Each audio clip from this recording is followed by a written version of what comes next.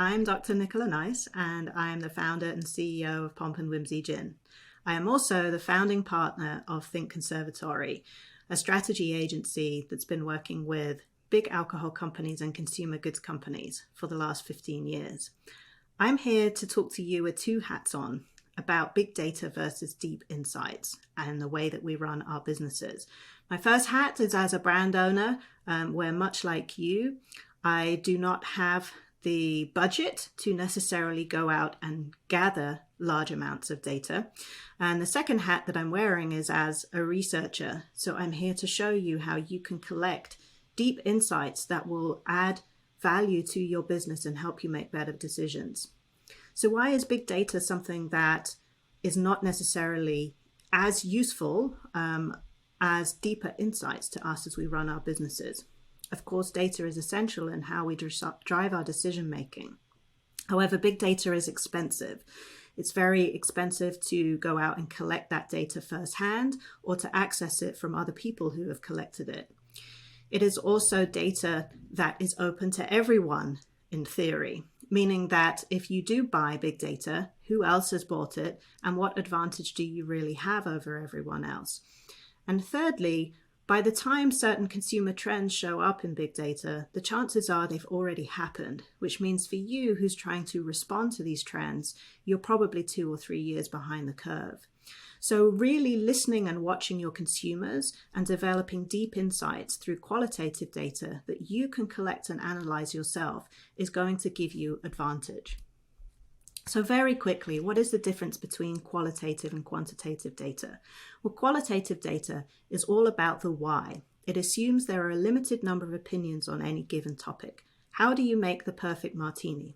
We may argue that there are 5 or even 10 ways to make a true martini, but there are certainly not 100. With qualitative data, we can understand exactly what those methods are. Then with quantitative data, we can measure how many people make their martini one way versus another. When we put the two pieces of information together, that's what gives us insight, the deep understanding of a person, action, or issue. So what is qualitative data most useful? 3 things. First of all, understanding your target audience. Secondly, defining your brand positioning. And thirdly, evaluating your communications. The 3 most common mistakes that brand owners make about their target audience is, first of all, assuming that their consumer is just like them. Of course, many of us as entrepreneurs have come up with our products because of a need that we felt we needed to solve, but that doesn't mean that everyone else is like us. Secondly, the biggest mistake that people make is by thinking that their consumer is everyone.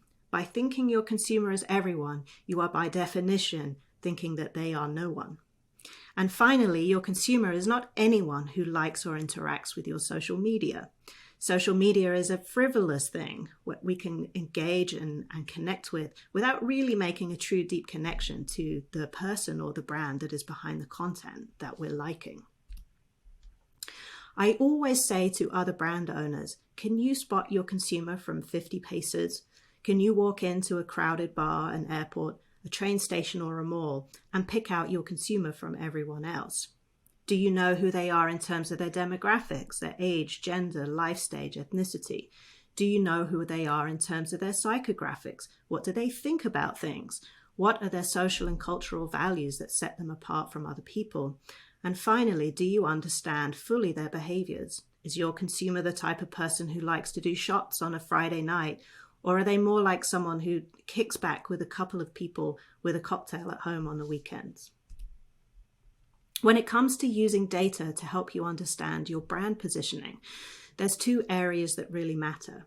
First of all, how relevant is your brand, which can be defined in terms of functionally, how well it fits your consumers' unmet needs, but also emotionally, how well does it speak to your consumers' values? Secondly, differentiation is the other key variable when it comes to brand positioning and what makes you stand out. How similar or different is your brand to others within your category? If you are a rum brand, are you a Puerto Rican rum or a Jamaican rum? But equally, differentiation applies to how similar or different your brand is to others outside your category. If you are a Puerto Rican rum, what does that mean? What aspects of being from Puerto Rico helps you to stand out, not just as a rum, but as a brand in general? And finally, why would we use information that we get through qualitative research to test new products and communications? Why would we bother? Why not just trust our guts?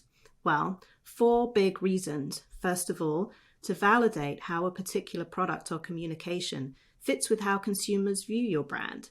If you have previously been talking about how your brand is all about Texas, and then suddenly you switch and start talking about how your brand is all about grains, for example, are you going to confuse your consumers who had associated you with one thing versus another?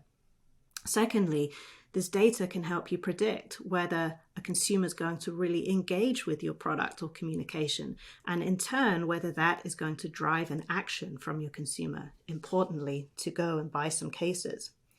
And then finally, having access to this data can help you understand how to manage your product. If you are a distillery that is producing many different SKUs and variations on a brand, is there a chance that one might cannibalize another? And then one other thing to think about as well is prevention. So if you come out with a particular language or an aesthetic that is different from what you've used before, is it possible that you could alienate some of your consumers? Even the biggest brands make some of these mistakes.